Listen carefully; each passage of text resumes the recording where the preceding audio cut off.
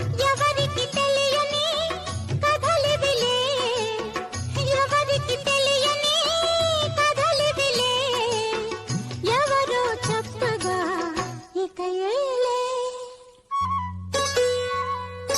సిన్ని సిన్ని కోరికలడగా శ్రీనివాసుడు నన్న